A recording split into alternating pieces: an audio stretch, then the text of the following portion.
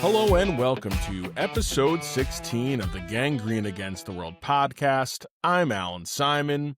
The New York Jets are 0-3, and every loss looks a little different, and it happens in unique ways, but the end result has been the same. Through three quarters, it seemed like this game was another no-show by the Jets. I'm thinking about how the reaction will be with Aaron Glenn, and how can you justify this being a new regime that operates differently when two of the three games are utter disasters. And there's a lot that went into this, for sure. There's injuries that came into play. But overall, through three quarters, and they go into the fourth quarter down 17 points, you're thinking the worst of this team. And then through the will of Tyrod Taylor, who spent most of the game running for his life, they are able to chip away at it. And the defense makes a couple of stops and shows some resistance. But overall, after Will McDonald makes one of the great plays you'll ever see on a blocked kick and runs it back for a touchdown, the play of Will McDonald's career for sure, the first thought for me and the first thought for all Jets fans was there's a lot of time left on the clock. And put aside that Baker Mayfield has already had 2 game-winning drives this season, this Jets defense never makes the big stop. This has been true for the Rob Saleh years. This has been true time and time again for these teams that need to rise to the occasion with these defensive-first head coaches and make the stop to win a game.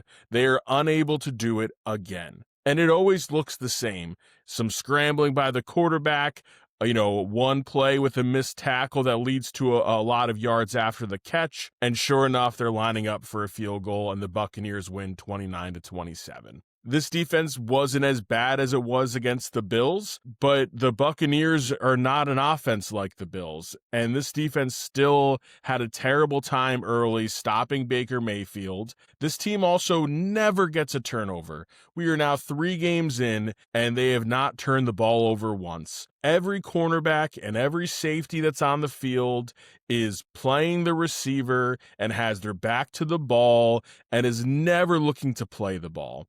And we saw this happen to Sauce Gardner, who didn't have a terrible day but did not have a great day, had a pass interference on 3rd and 29 that was soft, but you know what? It is 3rd and almost 30. Back up, know where the first down marker is. Don't let someone behind you. It is inexcusable to even put yourself in a situation where you could get a pass interference called against you on 3rd and 29. This defense is a problem. Steve Wilks' defense is boring. It is not the type of defense you expect from a defensive coordinator who's been in this league for a very long time, who has been a head coach in this league. He has been a disaster so far. And yes, Quincy Williams gets injured, but Quincy Williams was not having a great year so far. He was having a better game today before he gets hurt with his shoulder, and we'll see how long he's out for. Jamien Sherwood, although he had 11 tackles today, he has been terrible. And he, in that play with 8 guys over pursuing on a dump off to Bucky Irving that goes for huge yards, he is the worst offender on that. The person in second is Michael Clemens, who has another terrible week of tape, whether it's the over pursuit where he's trying to run back to the play and whiffs on a tackle, or he gets blocked into oblivion with the game on the line with the Jets down a touchdown by a tight end on a scramble by Baker Mayfield. A tight end blocked him 10-15 yards, and he could not get himself off of him, and it was embarrassing. It's making its rounds on Twitter now.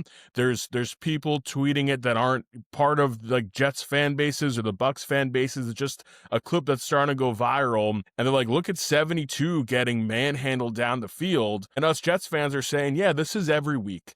This is happening every single week with Michael Clemens. He is overexposed constantly on this team. He does not look like he's ready to play. He gets a 15-yard personal foul face mask penalty, which although it looks like he maybe missed the face mask, got right underneath it, He's still reaching because he's not in good position, and he's reaching high with his hands, and he's putting himself in a position to make bad plays because he's not getting to the quarterback on time or not tackling with the right form. Instead, he's reaching and arm tackling and trying to pull and bring someone down, and he gets penalized. That last possession where there's under 2 minutes left, everyone knew they were going to make it down the field. And it always looks a little bit different, like I said in the beginning. Oh, by the way, Ibuka, I think, caught that ball on the sideline. They should have been in field goal territory even quicker. It was an amazing circus catch, but still an amazing catch. I thought he got both feet in. It's just never ending with this defense, and it's never ending with this team. They have a brilliant moment. You're thinking this is just like the Curtis Martin halfback pass miracle where they score a touchdown, get a fumble, score a touchdown again, and win in Tampa Bay. You are thinking this is the Cleveland miracle from a couple years ago where they get 2 quick scores under 2 minutes. They get the amazing play. Will McDonald is a superhuman person jumping over the snapper, getting to the ball, picking it up and running for a touchdown. But you knew it wasn't going to last, and you knew that they were going to blow it.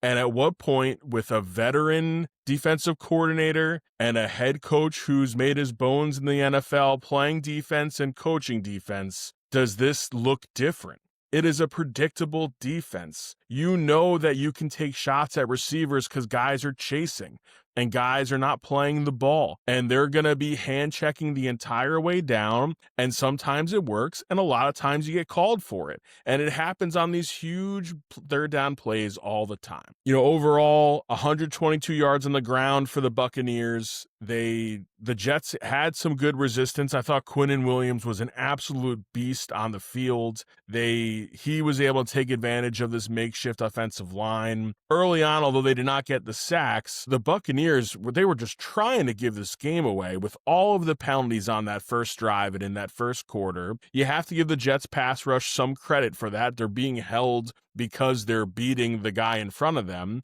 But once that calmed down, there was no other solutions from this defense. You look at the other side where you can't tell me that the Buccaneers defense outside of their defensive line is a lot more talented than the Jets defense in terms of pure talent. And they're getting creative with their blitzes. Todd Bowles' scheme is always hard to handle, and it takes forever for you to figure it out. And by the time you figure it out, you've already been hit in the jaw a bunch of times. Steve Wilkes' defense and the version of Aaron Glenn's defense when he is a head coach just isn't doing the job. Outside of Quinnen Williams, I thought Jawan Briggs had another really nice day. I thought Harrison Phillips looked really good. Defensive tackle seems good. Well, it'll be interesting to see the snap counts to see how often they went with that jumbo defensive line package where they put Briggs or they put Quinnen Williams on the outside.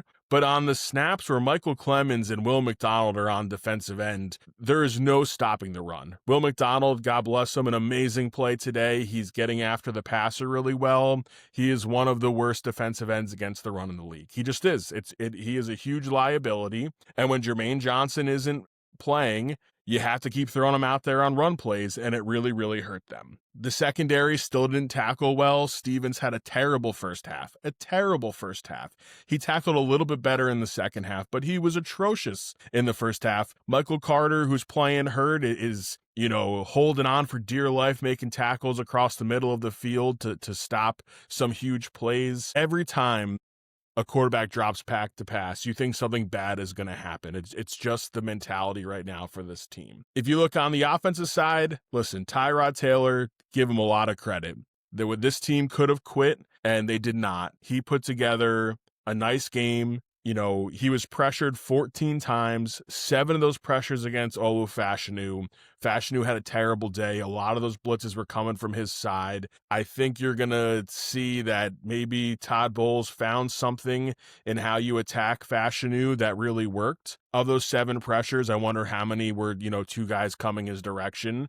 It didn't look like the offense line was getting beat one-on-one, but there was just, they could not account for all of the blitzers. And what's killing me too about this game plan is you have 4 active tight ends. Why are you not throwing 2 tight ends out there to give your offensive line some help that's really struggling? And they're very lucky that Tyrod Taylor did not get hurt in this game. He got hit 10 times. He was sacked 4 times. On the 14 pressures, he was 10 of 13 for 82 yards, a touchdown, and that really bad pick. That is not a terrible day against a lot of pressure. He ran for a little bit as well. Overall, he had, a really nice performance, and he found a way to find the free yards on the field and, chip away at the lead. He gets Garrett Wilson with a nice touchdown pass.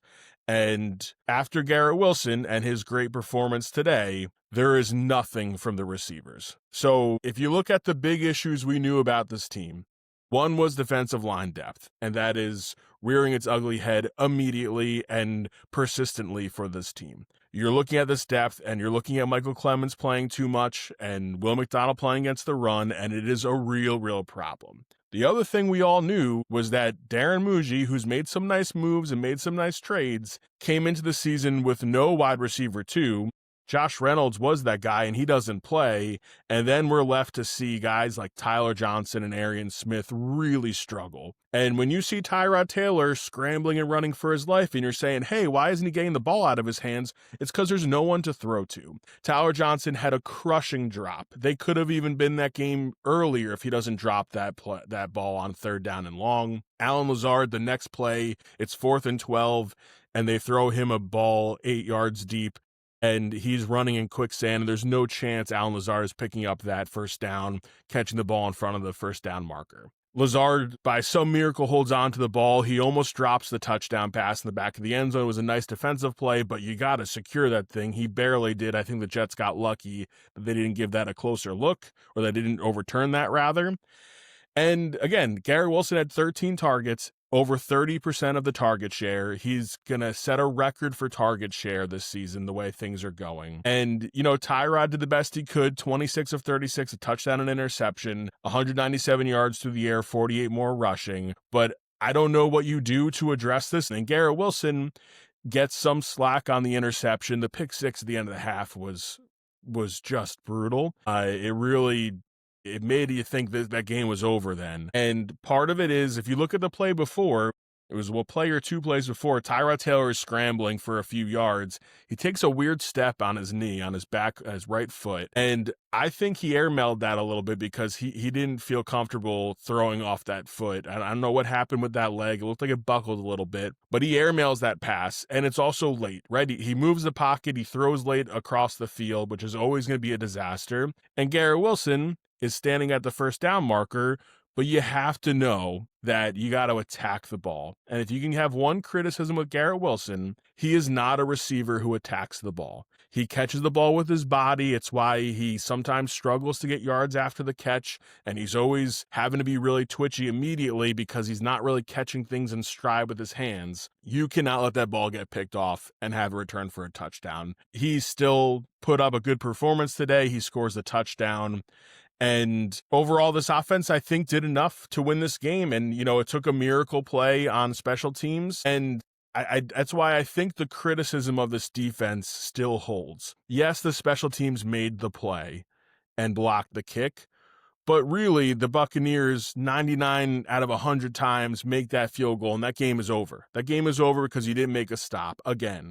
And then they give him the ball back, and you don't make a stop again. And on and on and on and on we go. The comeback makes the day better, but this defense is keeping them from winning. Miami also isn't, giving up on their head coach, and they're 0-3 at home on Monday Night Football, and it's going to be a slapping fight between these two teams. It is going to get ugly this week leading up to it. There's going to be a lot of noise. You have to make it through Sunday, and then you play on Monday on national TV. This goes without saying, you got to win on Monday. You need to beat the Dolphins, because if you beat the Dolphins, and not that I think the Jets should be given the benefit of the doubt to beat anyone, but the Cowboys just got blew out by the Bears. I'm watching the end of that game right now. The Cowboys, were a mess today against Chicago. So you beat Miami like you should. You find a way to win at home against the Cowboys before you go to England, and then the schedule gets really soft. The Bengals are not a problem right now. You saw the Bengals get completely blown out by Carson Wentz. The schedule has the Panthers. I don't know, the Panthers had a nice win today against a divisional rival. That's not a team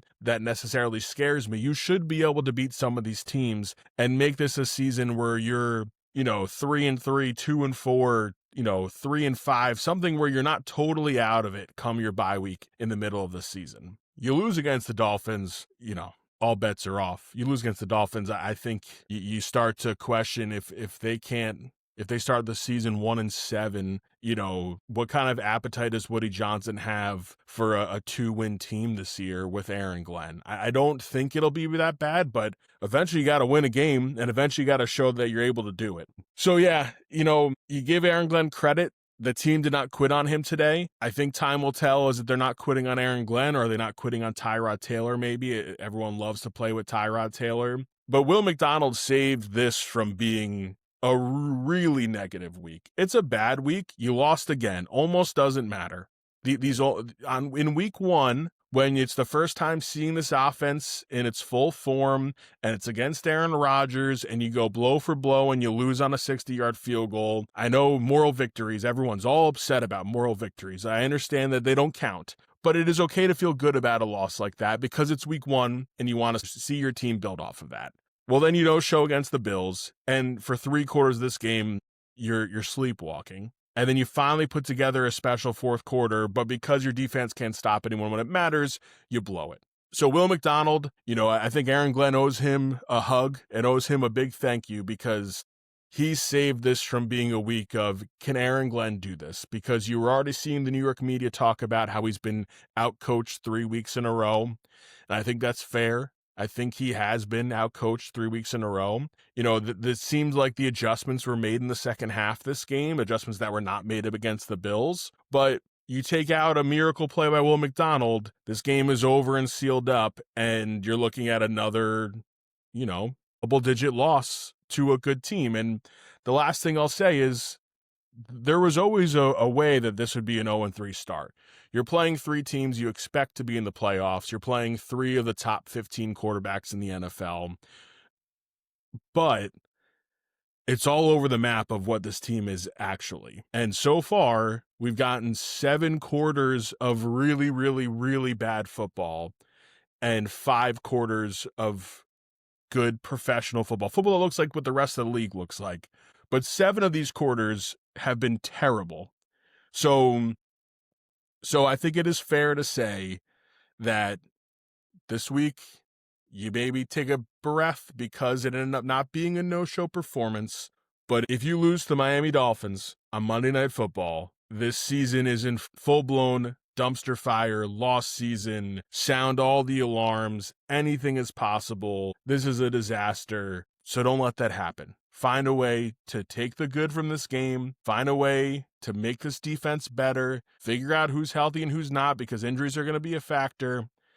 And win a game on Monday night. So the Jets lose 29-27 to the Tampa Bay Buccaneers. They fall to 0-3. The Buccaneers are 3-0. The Jets' next game is going to be on Monday Night Football. I've got a guest I am so excited to talk with this week about the Miami Dolphins. This one's a long time coming, and I can't wait to talk to a good friend of mine later on this week, and that will be a lot of fun. This has been episode 16 of the Gangrene Against the World podcast. I'm Allan Simon. Thank you for listening.